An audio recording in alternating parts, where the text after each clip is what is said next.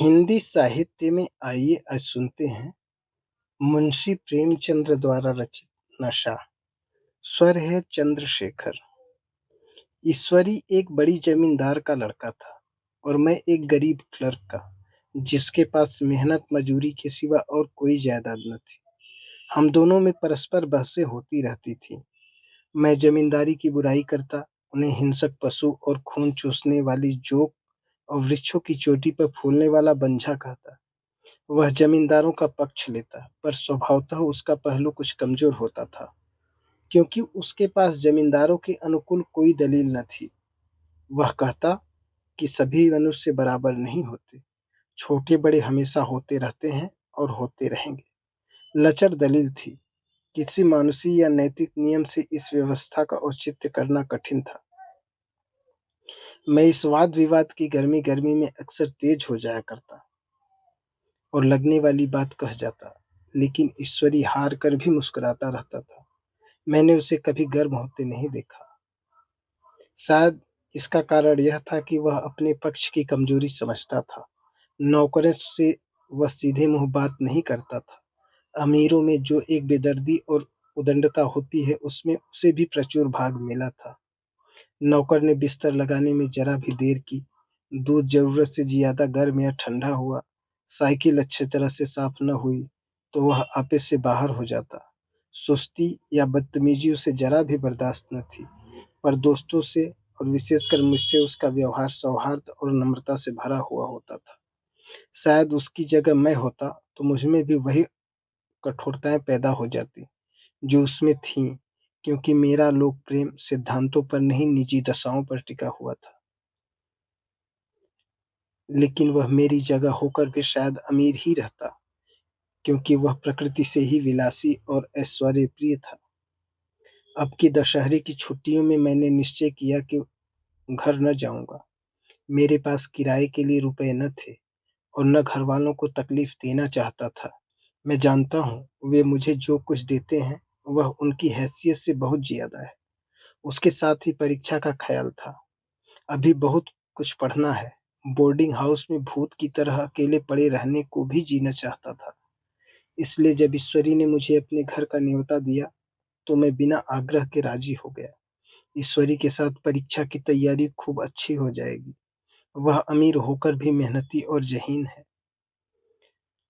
उसने इसके साथ ही कहा, लेकिन भाई, एक बात का ख्याल रखना। वहाँ अगर जमींदारों की निंदा की तो मामला बिगड़ जाएगा और मेरे घरवालों को बुरा लगेगा। वह लोग तो असामियों पर इसी दावे से शासन करते हैं कि ईश्वर ने असामियों को उनकी सेवा के लिए ही पैदा किया है। असामी भी यही समझता है। अगर उसे सुझा दिया जाए कि जमींदार और असामी में कोई मौलिक भेद नहीं है, तो जमींदारी का कहीं पता न लगे। मैंने कहा, तो क्या तुम समझते हो कि मैं वहां जाकर कुछ और हो जाऊंगा? हाँ, मैं तो यही समझता हूँ। तुम गलत समझते हो। ईश्वरी ने इसका कोई जवाब न दिया। कदाचित उसने इस मामले को मेरे विवेक पर छोड़ दिया, और बहुत अच्छा किया। अगर वह अपनी बात पढ़ता तो मैं भी जिद पकड़ लेता। सेकंड क्लास तो क्या, मैंने कभी इंटर क्लास में भी सफर न किया था। अब की सेकंड क्लास में सफर का सौभाग्य प्राप्त हुआ। गाड़ी तो 9 बजे रात को आती थी, पर यात्रा के हर्ष में हम शाम को स्टेशन जा पहुंचे। कुछ देर इधर-उधर सैर करने के बाद रिफ्रेशमेंट रूम में जाकर हम लोगों ने भोजन किया। मेरी वेशभूषा और रंग-ढंग से पारखी खानसामों को यह पहचानने में देर न लगी कि मालिक कौन है और पिछलग्गू कौन। लेकिन न जाने क्यों मुझे उसकी गुस्ताखी बुरी लग रही थी। पैसे ईश्वरी की जेब से गए। शायद मेरे पिता को जो वेतन मिलता है, उससे ज़्यादा इन खानसामों को इनाम इकराम में मिल जाता हो। एक अठन्नी तो चलते समय ईश्वरी ने ही दी। फिर भी मैं उन सबों से उसी तत्परता और विनय की अपेक्षा करता था, जिससे वे ईश्वरी की सेवा कर रहे थे। ईश्वरी के हुक्म पर सबके सब दौड़ते हैं, लेकिन मैं कोई चीज़ माँगता हूँ, तो उतना उत्साह नहीं दिखाते। मुझे भोजन में कुछ स्वाद न मिला। यह भेद मेरे ध्यान को संपूर्ण रूप से अपनी ओर खींचे हुए था। गाड़ी आई, हम दोनों सवार हुए। खानसामों ने ईश्वरी को सलाम किया, मेरी ओर देखा भी नहीं। ईश्वरी ने कहा, कितने तमीज़दार हैं। ये सब एक हमारे नौकर हैं कि कोई काम करने का ढंग नहीं। मैंने खट्टे मन से कहा, इसी तरह अगर तुम अपने नौकरों को भी 8 आने रोज इनाम दिया करो तो शायद इनसे ज्यादा तमीजदार हो जाएं। तो क्या तुम समझते हो यह सब केवल इनाम के लालच में इतना अदब करते हैं? जी नहीं, कदापि नहीं। तमीज और अदब तो इनके रक्त में मिल गया है। गाड़ी चली, डाक थी, प्रयाग से चली तो प्रतापगढ़ जाकर रुकी। एक आदमी ने हमारा कमरा खोला। मैं तुरंत चिल्ला उठा, दूसरा दर्जा है, सेकंड क्लास है।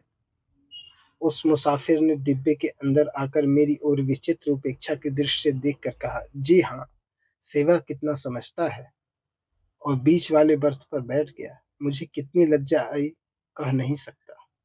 भोर होते होते हम मुरादाबाद पहुंचे। स्टेशन पर कई आदमी हमारा स्वागत करने के लिए खड़े थे। 2 भद्र पुरुष थे, 5 बेगार।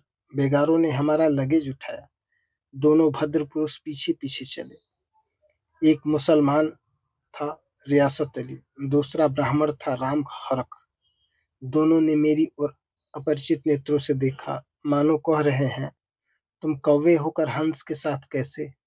रियासत अली ने ईश्वरी से पूछा, यह बाबू साहब क्या आपके साथ पढ़ते हैं?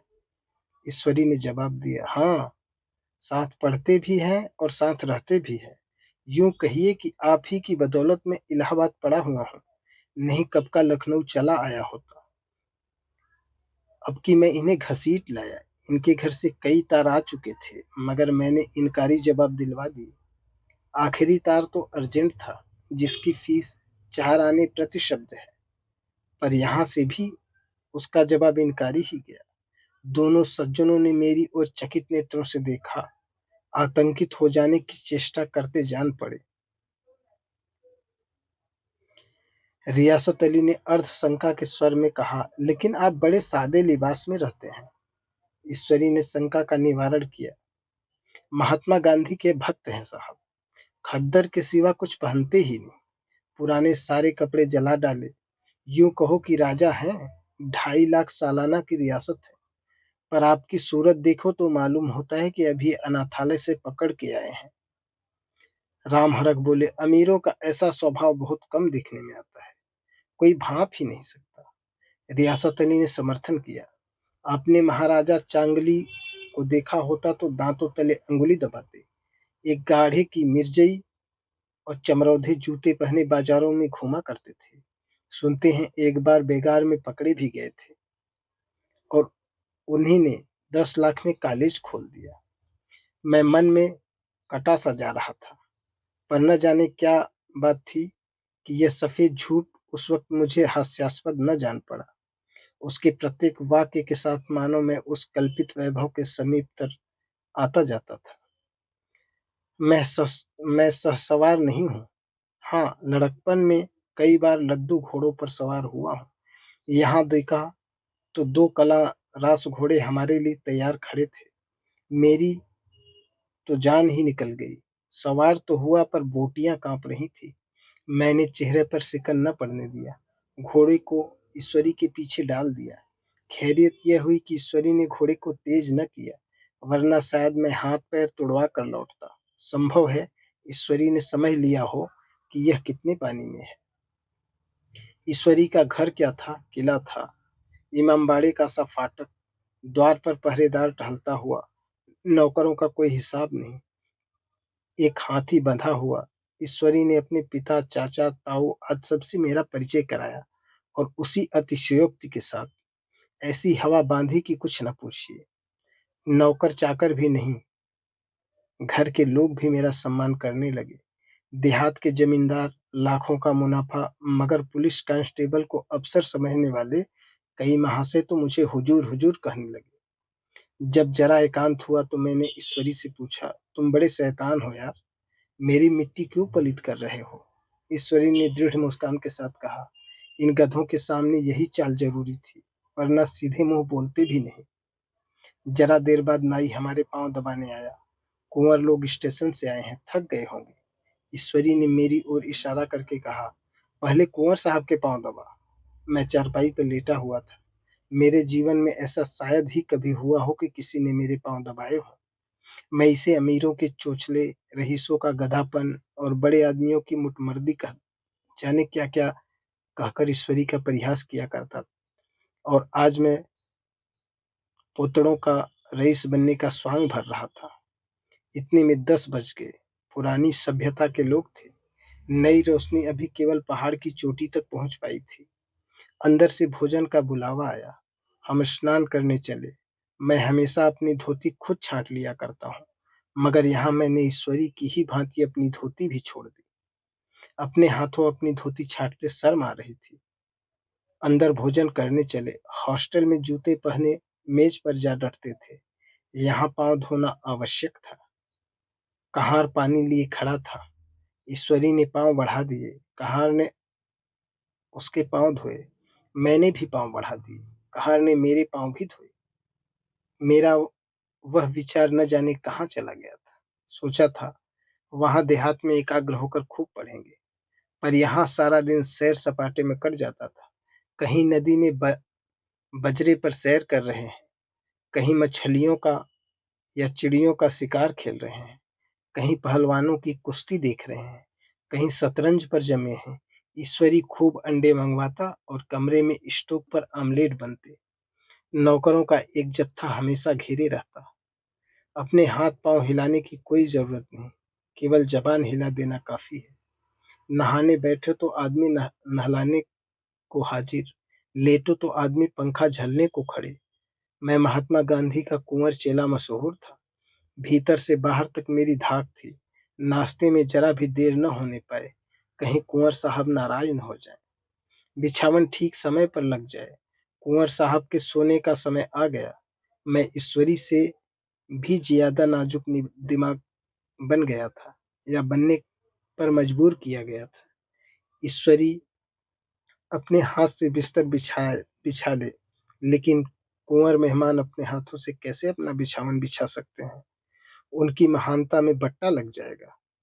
एक दिन सचमुच यही बात हो गई। ईश्वरी घर में था। शायद अपनी माता से कुछ बातचीत करने में देर हो गई। यहाँ 10 बज गए। मेरी आंखें नींद से झपक रही थी, मगर बिस्तर कैसे लगाऊं? कुंवर जो ठहरा। कोई 11:30 बजे महरा आया। बड़ा मुँहलगा नौकर था। घर के धंधों में ऐसा बिस्तर लगाने की सुध ही न रही। अब जो याद आई तो भागा हुआ आया। मैंने ऐसी डांट लगाई कि उसने भी याद किया होगा। ईश्वरी मेरी डांट सुनकर बाहर निकल आया और बोला, तुमने बहुत अच्छा किया। यह सब हरामखोर इसी व्यवहार के योग्य है। इसी तरह ईश्वरी एक दिन एक जगह दावत में गया हुआ था। शाम हो गई, मगर लैंप मेज पर रखा हुआ था। दिया सलाई भी थी, लेकिन ईश्वरी खुद कभी लैंप नहीं जलाता था। फिर कुंवर साहब कैसे जलाए? मैं झुंझला रहा था। समाचार पत्र आया रखा हुआ था। जी उधर लगा हुआ था, पर लैंप नदारद। दैवयोग से उसी वक्त मुंशी रियासत अली आ निकली। मैं उन्हीं पर उबल पड़ा। ऐसी फटकार लगाई कि बेचारा उल्लू हो गया। कुछ लोगों को इतनी फिक्र भी न कि लैंप को जलवा दो। मालूम नहीं ऐसे कामचोर आदमियों का यहाँ कैसे गुजर होता है। मेरे यहाँ घंटे भर निर्वाह न हो। रियासत अली ने कांपते हुए हाथों से लैंप जला दिया। वहां एक ठाकुर अक्सर आया करता था। कुछ मनचला आदमी था। महात्मा गांधी का परम भक्त था। मुझे महात्मा जी का चेला समझकर मेरा बड़ा लिहाज करता था, पर मुझसे कुछ पूछते संकोच करता था। एक दिन मुझे अकेला देखकर आया और हाथ बांधकर बोला, सरकार, सरकार तो गांधी बाबा के चेले हैं ना। लोग कहते हैं कि यहाँ स्वराज्य हो जाएगा तो जमींदार न रहेंगे। मैंने शान जमाई। जमींदारों के रहने की क्या जरूरत? यह लोग गरीबों का खून चूसने के सिवा और क्या करते हैं? ठाकुर ने फिर पूछा, तो क्यों सरकार, सब जमींदारों की जमीन छीन ली जाएगी? मैंने कहा, बहुत से लोग तो खुशी से दे देंगे। जो लोग खुशी से न देंगे, उनकी जमीन छीननी ही पड़ेगी। हम लोग तो तैयार बैठे हैं। ज्यों ही स्वराज हुआ,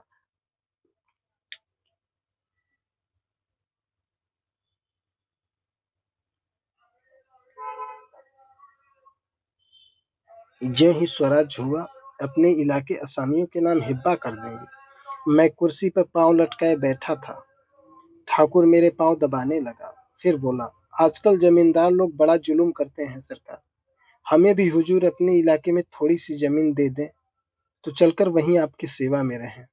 मैंने कहा, अभी तो मेरा अख्तियार नहीं है भाई, लेकिन ज्यों ही अख्तियार मिला मैं सबसे पहले तुम्हें बुलाऊंगा, तुम्हें मोटर ड्राइवरी सिखाकर अपना ड्राइवर बना लूंगा। सुना? उस दिन ठाकुर ने खूब भंग पी और अपनी स्त्री को खूब पीटा और गांव के महाजन के लड़के पर जन से लड़ने पर तैयार हो गया। छुट्टी इस तरह तमाम हुई और हम फिर प्रयाग चले। गांव के बहुत से लोग हम लोगों को पहुंचाने आए। ठाकुर तो हमारे साथ स्टेशन तक आया। मैंने भी अपना पार्ट खूब सफाई से खेला और अपनी कुबेरोचित विनय और देवत्व की मोहर हर एक हृदय पर लगा दी। जी तो चाहता था हर एक नौकर को अच्छा इनाम दो, लेकिन वह सामर्थ्य कहाँ थी। वापसी टिकट था ही, केवल गाड़ी में बैठना था। पर गाड़ी आई तो ठसाठस भरी हुई। दुर्गा पूजा की छुट्टियां भोगकर सभी लोग लौट रहे थे। सेकेंड क्लास में तिल रखने की जगह नहीं। इंटर क्लास की हालत उससे भी बदतर। यह आखिरी गाड़ी थी, किसी तरह रुक न सकती थी। बड़ी मुश्किल से तीसरे दर्जे में जगह मिली। हमारे ऐश्वर्य ने वहां अपना रंग जमा लिया, मगर मुझे उसमें बैठना बुरा लग रहा था। आए थे आराम से लेटे लेटे लेटे जा रहे हैं सिकुड़े हुए। पहलू बदलने की भी जगह नहीं। कई आदमी पढ़े लिखे भी थे। वे आपस में अंग्रेजी राज्य की तारीफ करते जा रहे थे। एक महाशय बोले, ऐसा अन्याय तो कभी किसी राज्य में नहीं देखा। छोटे बड़े सब बराबर। राजा भी किसी पर अन्याय करे तो अदालत उसकी गर्दन दबा देती है। दूसरे सज्जन ने समर्थन किया, अरे साहब, आप खुद बादशाह पर दावा कर सकते हैं, अदालत में बादशाह पर डिग्री हो जाती है। एक आदमी जिसकी पीठ पर बड़ा गट्ठर बंधा था, कलकत्ते जा रहा था। कहीं गठरी रखने की जगह न मिलती थी, पीठ पर बांधे हुए था।